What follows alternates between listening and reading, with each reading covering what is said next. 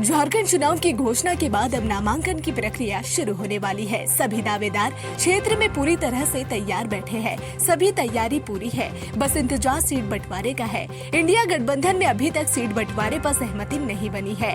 कई राउंड की बैठक हुई, लेकिन इसका परिणाम कुछ नहीं निकला।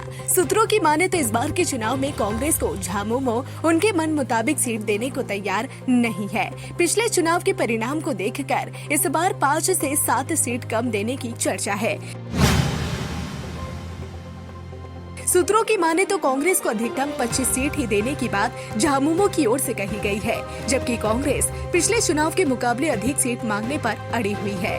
कई ऐसी भी सीट है जहां से कांग्रेस अपने उम्मीदवार को उतारने की तैयारी में है, लेकिन अभी तक सीट को लेकर झामुमो से सहमति नहीं बन सकी है।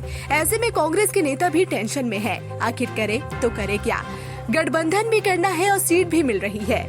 झामुमो की ओर से सीट कम देने के पीछे पिछले चुनाव के परिणाम को दिखाया जा रहा है।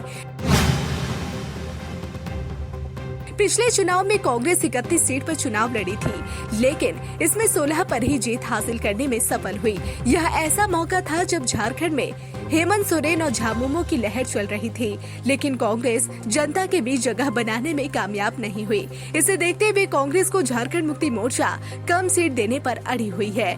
जिस सीट पर कांग्रेस बेहतर नहीं कर सकी थी, वहां की सीट देने से इनकार कर दिया गया है। ऐसे में अब सीट बंटवारे को लेकर केंद्रीय नेताओं से भी झामुमो की बात हुई है।